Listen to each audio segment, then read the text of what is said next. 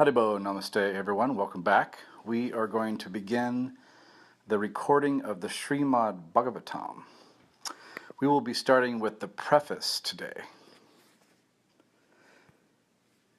Om Namo Bhagavate Vasudevaya. Om Namo Bhagavate Vasudevaya. Om Namo Bhagavate Vasudevaya. We must know the present need of human society. And what is that need? Human society is no longer bounded by geographical limits to particular countries or communities. Human society is broader than in the Middle Ages, and the world tendency is toward one state or one human society. The ideals of spiritual communism, according to Srimad Bhagavatam, are based more or less on the oneness of the entire human society, nay, of the entire energy of living beings. The need is felt by great thinkers to make this a successful ideology. Srimad Bhagavatam will fill this need in human society. It begins, therefore, with the aphorism of Vedanta philosophy, Janmadi Asya Yata, Srimad Bhagavatam, Canto 1, Chapter 1, Text 1, to establish the ideal of a common cause. Human society, at the present moment, is not in the darkness of oblivion. It has made rapid progress in the field of material comforts, education, and economic development throughout the entire world. But there is a pinprick somewhere in the social body at large, and therefore there are large-scale quarrels, even over less important issues.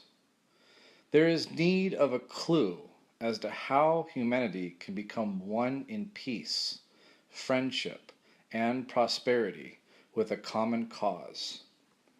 Srimad Bhagavatam will fill this need, for it is a cultural presentation for the re-spiritualization of the entire human society.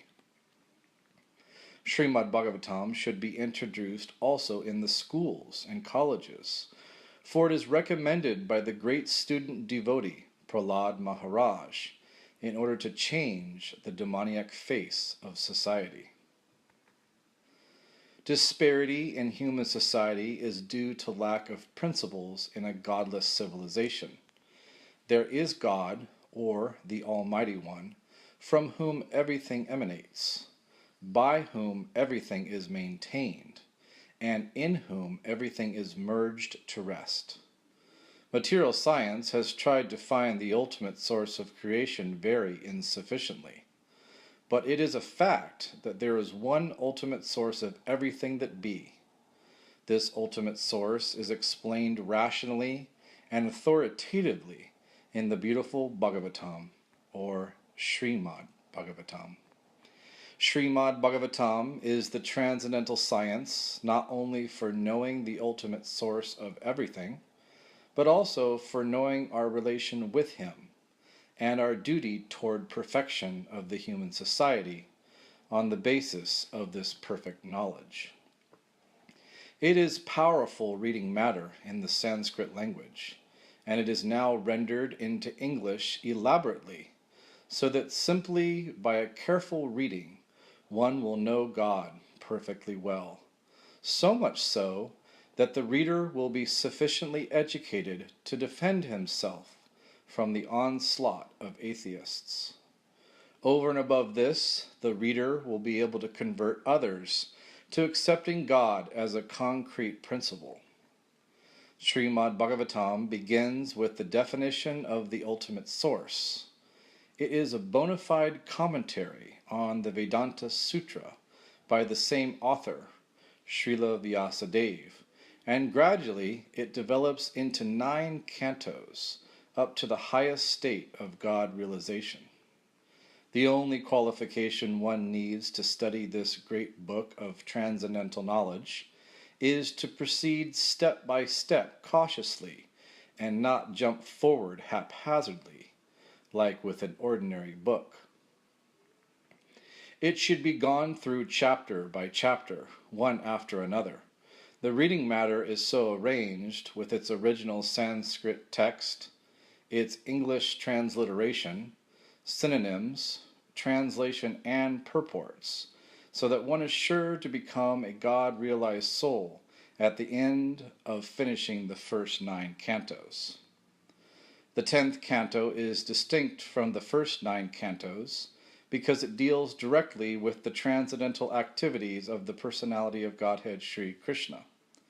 One will be unable to capture the effects of the 10th canto without going through the first 9 cantos. The book is complete in 12 cantos, each independent, but it is good for all to read them in small installments, one after another. I must admit my frailties in presenting Srimad Bhagavatam, but still I am hopeful of its good reception by the thinkers and leaders of society on the strength of the following statement of Srimad Bhagavatam, Canto 1, Chapter 5, Text 11.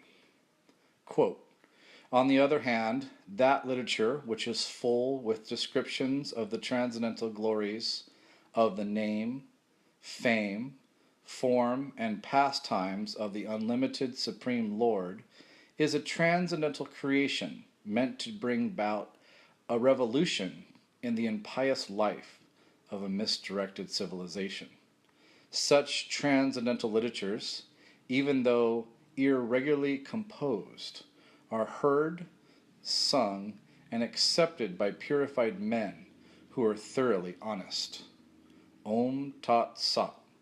His Divine Grace, A.C. Bhaktivedanta Swami Prapupada. Dated at Delhi, December 15th, 1962. Haribo Namaste.